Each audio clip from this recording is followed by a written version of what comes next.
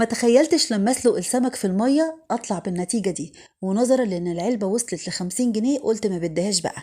تعالوا بقى النهاردة نعمل وصفة متأكدة ان كل الناس بتحبها ومستنية تعرف بتتعمل ازاي. ان شاء الله متأكدة لما تجربوها هتعجبكم جدا جدا، والنتيجة فعلا هايلة ومبهرة. يلا نصلي على الرسول ونشوف هنعمل ايه في حلقة النهاردة المميزة دي. شايفين السمك الجميل ده اسمه سمك تونة. الحقيقة ما بقاش متوفر كتير في الأسواق زي زمان، يعني قلة جدا لما تلاقيه أو نادر تقريبا. عشان كده أول لما لقيته اشتريته على طول. هو ليه أوزان كتير، بتجيبي الوزن اللي تحبيه. لو أول مرة تجيبيه مش عارفة تنضفيه، خلي راجل ينضفهولك وتعملي نفس الخطوات اللي هتشوفيها في حلقة النهاردة. أنا عشان عملته معاكم كتير قبل كده ومتعودة إن أنا أنضفه، نضفت السمكتين وغسلت البطن بالملح والليمون والمية وصفتها. ويلا بينا نقطع السمك. أهم حاجة تجيبي البلانشة وأحمى سكينة عندك في البيت أو الساطور، عشان اللحم بتاع السمك ما يتهريش معاكي. لازم تكون السكينه حاميه، وكمان السلسله اللي بتكون في المنتصف دي قويه جدا، فمحتاجه منك بقى شويه عضلات وقوه كده، تكوني واكله قبل ما تقطعيه، او تفتكري اي حد مضايقك وتنزلي تقطيع في السمكه هتتقطع معاكي. شايفين؟ قطعت بقى السمكه التانية اهي. ما شاء الله اللحم بيتحدث عن نفسه، طبعا قيمه غذائيه عاليه. خلصت بقى السمكتين، ويلا بينا نعمل اهم خطوه في حلقه النهارده، المحلول اللي هنسحب اي زفاره بيه من السمك، تحديدا اللي حجمه كبير. معلقتين كبار من الملح، نص كوبايه من الخل، هنضيفهم كلهم كده في بوله، على عصير 3 ليمونات كبار او 4. اغسلي بقى الليمون وضيفي القشر وانزلي ب2 لتر من الميه، قلبي ودوبي الملح. هنبدا بقى ننزل بكميه السمك. طبعا بتقللي كمية المحلول لو عاملة سمكة واحدة. عاوزاكم تلاحظوا لون المية ولحم السمك دلوقتي وبعد شوية لما نسيب السمك في المحلول حوالي تلت ساعة. هسيبه كده شوية وتعالوا بقى نشوف مع بعض المية لونها بقى عامل ازاي، سحبت كل الزفارة، والسمك ذات نفس اللحم بتاعه بقى لونه فاتح. هديله بقى غسلة محترمة وصفيه ونشوف باقي خطواتنا.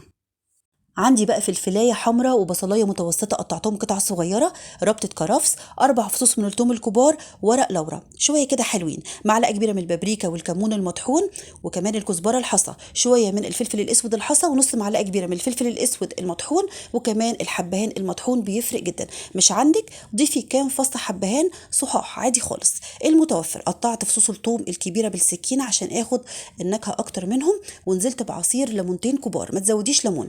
بصوا بقى التكه دي بتفرق، كوبايه من الخل ونص كوبايه من الزيت. بضيف الخل عشان يسرع في السوى ويخلي لحم السمك معاكي دايب، ويديله الاجزاء الجميله زي اللي بتكون في العلب الجاهزه بتاعه التونه. والزيت برضو بيطري اللحم جدا.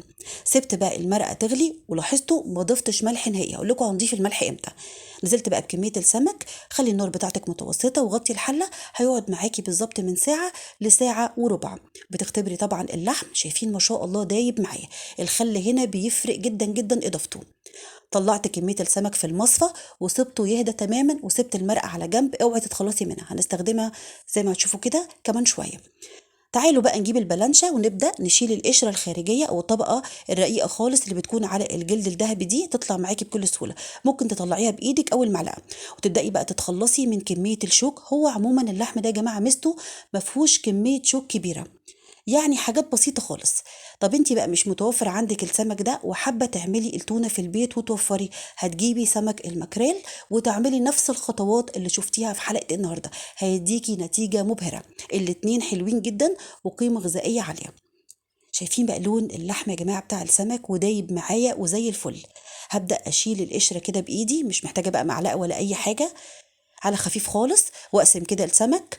انا بحب اسيب الجزل كده على قد ما تقدري، ما تهريش السمكه وانتي بتفصصيها اكنك بتجيبيها جاهزه من بره بالظبط. ادي بقى الاخيره، حبيت اوريكم الفكره عشان تثبت في دماغكم. بشيل الجلد اللي من بره وافتح كده السمكيه واخد الشوك. المسي كده بايدك اللحم، اول لما تلاقي شوكه طلعيها. شايفين ما شاء الله جزل اللحمه عامله ازاي؟ تحفه. خلص بقى الكميه كلها ويلا بقى نشوف باقي الخطوات. خلصت خلاص.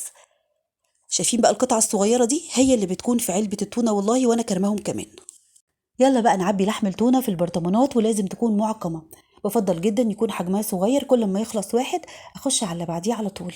ليه؟ عشان احنا هنا مش ضايفين مادة حافظة، ما ينفعش اضيف الكمية كلها تحديدا لو كانت كبيرة في علبة واحدة او برطمان كل شوية افتح عليها واخد منها. الطريقة دي تضمن ان هي تقعد معاكي الاطول وقت من غير ما يجرى لها حاجة.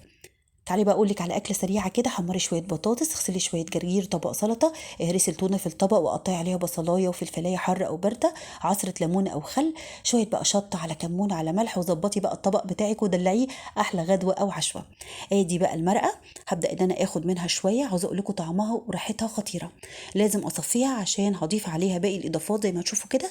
نعمل المحلول اللي هنحفظ فيه التونه. تقعد معاكي قد ايه؟ من اسبوع ل10 ايام، بتكون هايله جدا. معلقتين كبار من الملح، ما نقفرش برضو في الملح عشان ما يحدقش اللحم، عاوزين نتحكم في الملح يا جماعه، وخصوصا لو جيتي عملتيها وضفتي عليها ملح بعد كده. ونص كوبايه من الخل. ندوب وننزل على طول نعبي البرطمانات بتاعتنا. موفره وجميله. وزي ما قلت لكم، لو مش لاقيه السمك ده هتجيبي السمك المكريل وتعمليه بنفس الخطوات اللي شفتيها في حلقه النهارده. خطيره، قيمه غذائيه عاليه وطعمها تحفه.